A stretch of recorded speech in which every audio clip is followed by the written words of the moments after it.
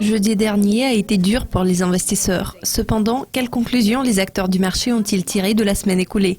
Mon invité aujourd'hui est Ian Randolph. Il va nous en parler plus en détail. Ian, les États-Unis viennent de publier leurs données d'emploi finalisées pour 2015. Une augmentation de 211 000 emplois a été rapportée. La Fed a maintenant tout ce qu'il faut pour relever les taux, n'est-ce pas? Oui, je crois. Nous tablons sur un relèvement des taux en décembre.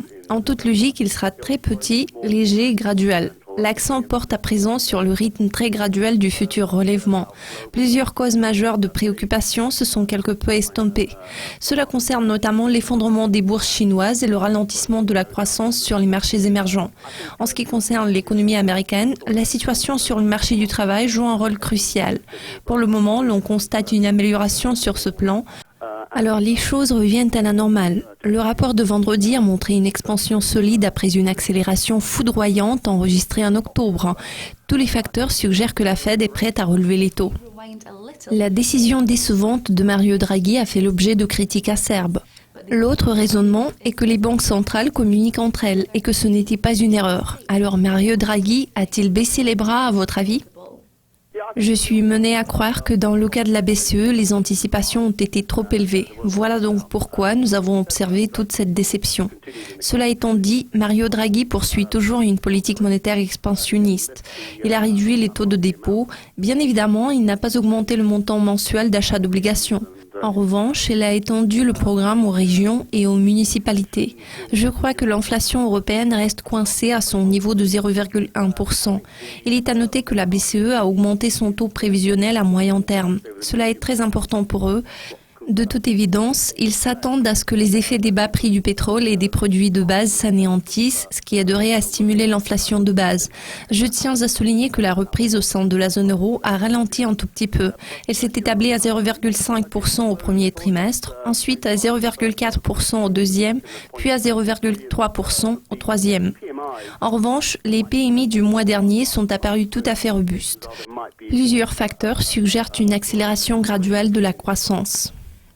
Il se peut que l'époque de l'euro en tant que devise de financement soit terminée. Voilà pourquoi le carry trade des marchés émergents avec l'euro comme devise de funding ne pourront plus bien fonctionner. Les analystes proposent de se concentrer sur le sterling en allant de l'avant. Qu'en pensez-vous ? La politique monétaire de la zone euro reste fortement accommodante. Pourtant, le programme d'assouplissement quantitatif a été prolongé au moins jusqu'en 2017. Donc, nous ne voyons pas beaucoup d'évolution en termes de taux d'intérêt en tant qu'un instrument de politique monétaire, tandis qu'aux États-Unis, nous verrons très bientôt une hausse graduelle de taux. Au vu des taux d'intérêt super bas sur l'euro, je crois que le choix de la monnaie unique en tant qu'une devise de financement représente toujours certains avantages. La réunion de l'OPEP, les élections en France et la résolution de la COP21 se profilent à l'horizon. Pourtant, lesquels de ces événements pourraient donner matière à réflexion aux investisseurs avant la réunion de la Fed ?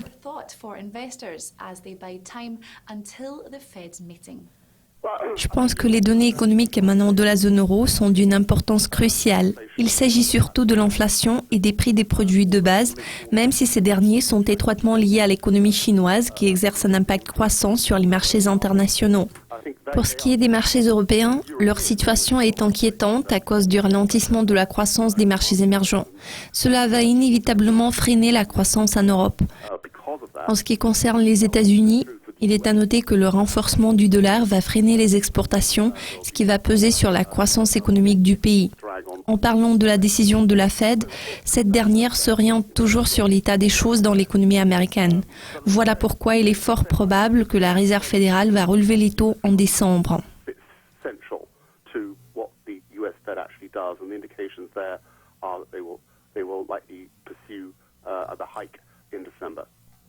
Ian, je vous remercie de vos commentaires et de votre participation. Cela conclut le bilan de la semaine écoulée. Restez à l'affût de nos mises à jour les plus récentes pour être au courant de tout ce qui se passe dans le monde de la finance. À la prochaine. Bye for now.